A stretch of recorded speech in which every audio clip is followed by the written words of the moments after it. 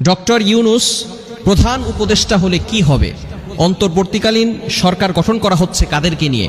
বিশেষ করে অনেকেই আমরা এখন বলছি ডক্টর ইউনূসকে বিশেষ করে প্রধানমন্ত্রী বানালে ভালো হবে। বিশেষ করে আমাদের এই বিষয়গুলো খেয়াল রাখতে হবে।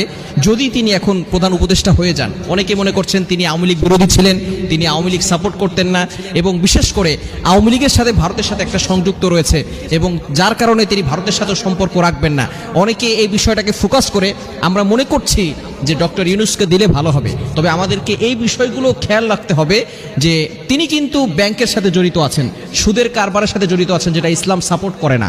আল্লাহ তাআলা পবিত্র কোরআনুল কারীমের ভিতরে নিজে বলে দিয়েছেন, 3 নম্বর পারার 3 নম্বর পৃষ্ঠা সূরা বাকারার 275 নম্বর আয়াতে আল্লাহ তাআলা বলে দিয়েছেন, আহাল্লাল্লাহুল বাইআ ওয়া হাররামার রিবা, বিজনেস লাউফুল এন্ড ইউজুরি আনলাউফুল। আল্লাহ তাআলা ব্যবসাকে করেছেন হালাল আর সুদের কারবারকে করেছেন হারাম। সুতরাং এই ডক্টর ইউনূস সাহেব যদি সরকার হয়ে যান, প্রধান উপদেষ্টা হয়ে যান, প্রধানমন্ত্রী হয়ে যান, তাহলে কিন্তু তিনি এই সুদের সাথে জড়িত থাকবেন এবং তার সম্পর্ক আমেরিকা, বিশেষ করে ওই দেশের সাথে, বিশেষ করে তিনি ঘর থেকে মেয়েদেরকে বের করে দিয়ে এনজিও ভাবে বিভিন্নভাবে ব্যাংকের যেই ধরনের ব্যবসা, অর্থনৈতিকভাবে কিন্তু বিভিন্ন হারাম যেই অর্থনৈতিক ব্যবস্থাপনা, সেটা আমাদের বাংলাদেশে চালু হয়ে যাওয়ার সম্ভাবনা আছে।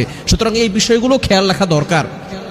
এমন একজন সরকার আমাদেরকে তো সামনে নির্ধারণ করতে হবে, সকল জনগণকে আমাদেরকে সচেতন হয়ে এমন একজন সরকার আমাদের সামনে উপস্থাপন করতে হবে যিনি ইসলামকে ভালোবাসে, যিনি আল্লাহকে ভয় করে, যিনি আল্লাহ তাআলার প্রত্যেকটা বিধানকে মানে, কোরআন অনুযায়ী রাষ্ট্র চালাতে পারে, ইসলামকে ভালোবাসে। নবীজি সাল্লাল্লাহু আলাইহি ওয়াসাল্লাম যেভাবে রাষ্ট্র চালিয়েছেন, আবু বকর সিদ্দিক রাদিয়াল্লাহু তাআলা আনহু যেভাবে রাষ্ট্র চালিয়েছেন, ওমর রাদিয়াল্লাহু তাআলা আনহু যেভাবে অর্ধ পৃথিবী শাসন করেছেন, আলী রাদিয়াল্লাহু তাআলা আনহু, ওসমান রাদিয়াল্লাহু তাআলা আনহু, তারা যেভাবে রাষ্ট্র শাসন ব্যবস্থা করেছেন, এমন যদি আমরা কাউকে পেয়ে যাই তাহলে অবশ্যই আমরা তাদের দিকে ফোকাস করব যারা ইসলামকে ভালোবাসে। আমরা সামনে এমন একজন সরকারকে চাই যিনি আল্লাহকে ভয় করেন এবং প্রত্যেকটা মানুষকে ন্যায্য বিচার করেন, প্রত্যেকটা মানুষের হক, তাদের ন্যায্য আদায়গুলো, ন্যায্য পাওনাগুলো পরিপূর্ণভাবে আদায় করে দিতে পারে, যাদের বিচার কার্য ন্যায্য হয়, এমন একজন শাসক আমরা চাই। যেই শাসক আমাদের বাংলাদেশকে এমন একটা শিক্ষা ব্যবস্থা তৈরি করে দিবে, যে শিক্ষা ব্যবস্থার কারণে আমরা সারা পৃথিবীকে চ্যালেঞ্জ করতে পারি, এমন একজন শাসক আমাদের দরকার, যাতে করে আমরা বাংলাদেশটাকে আবার ঘুরিয়ে নিতে পারি, যাতে করে এই বাংলাদেশটাকে সারা পৃথিবীর বুকে, পৃথিবীর মানচিত্রে বড় আকারে তুলে ধরতে পারি, এমন একজন শাসক আমাদের দরকার। যদি আমরা আল্লাহর প্রিয় এমন একজন শাসককে পেয়ে যাই, তাহলে আমাদের বাংলাদেশকে সামনে অগ্রসর করা সম্ভব হবে। বিশেষ করে আমরা কোনো ব্যক্তির উপরে ফোকাস করব না। বিশেষ করে আমরা অনেকেই এই বিষয়গুলো খেয়াল করছি, অমুককে দিলে ভালো হবে, অমুককে দিলে ভালো হবে। আগে দেখতে হবে সে ইসলামিক মাইন্ডের কিনা, তার ভিতরে আল্লাহর ভয় আছে কিনা। কারণ আল্লাহ পাক রব্বুল আলামিন জানিয়ে দিয়েছেন, ওয়া ইয়াত্তাকিল্লাহা ইয়াজআল লাহু মাখরাজা।